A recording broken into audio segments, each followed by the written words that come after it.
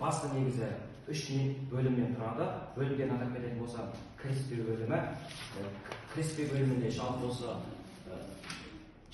осы химиялық элементтер жайлы айта кететін боламын. Негізгі бөлімде адам ағзасындағы химиялық элементтердің рөлі, микроэлементтер және макроэлементтер, адам ағзасындағы микро және макроэлементтердің теңгерімсіздігі жайлы ашып беретін боламын. Зерттеу бөлімінде химиялық элементтердің орындылығы және олардың адам ағзасына әсері, мектеп оқушыларының аурушаңдығын зерттеу бойынша жүргізген сауалнаманың қорытындысы және қорытынды бөлімде өзінің осы жоба бойынша берген ұсынысын айта кететін боламын. Мысалға, фигураны табуға болмайды.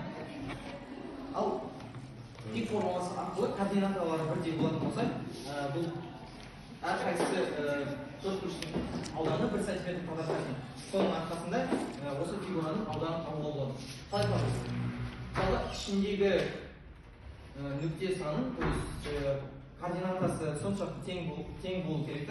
Тең болғаннан кейін квадратқа орнатылған кезде нүктесімен бірге саналады. Ішіндегі нүктесі және сыртына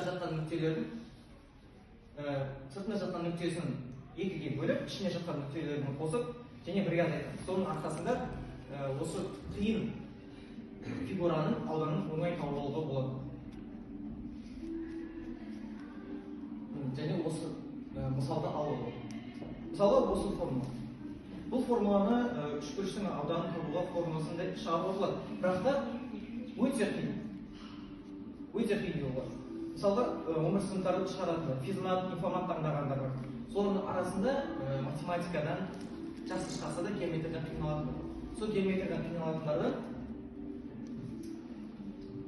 осындай есептер келетін болса, мектептік стандартқа енгізілген арқасында пик формуланы көп сөйлейді. Ал бізде мектептік стандартта болмағаннан кейін есептер келеді, бірақ балдар қалай шығару жолын білмейді.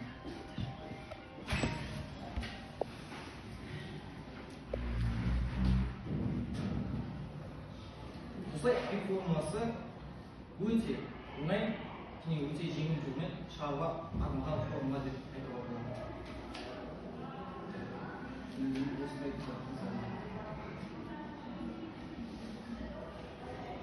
Тағы да айта кетсек, пик формуласы неге мектептік стандартқа мысалға енгізу керек немесе оқушылар неге оқу керек деген сұрақтар пайда болатын болса, пик формуласы бізде бағана айтқандай өте оңай, өте жеңіл, қиын есептерді өте оңай жолмен шығаруға болады. Бұлай айта кетсек, мобильді де болады. Өйткені оны жаттап алуға естен шығармайсың. Және осындай қиын фигуралы есептерді шығаруға, жеңіл жолмен шығаруға мүмкіндік береді. Өйткені осындай фигураны пик формуласымен емес, кәдімгі басқа фигурамен шығаратын болсақ, бұны мысалы осы фигураны 2-3 бұрышқа бөліп, 2-3 бұрыштың ауданын тауып, одан кейін параллелограммның ауданын тауып, одан кейін бәрін қосып істейін деген жарты сағаттай кетіп қалады. Ал пик формуласымен 1-2 минуттай максимум.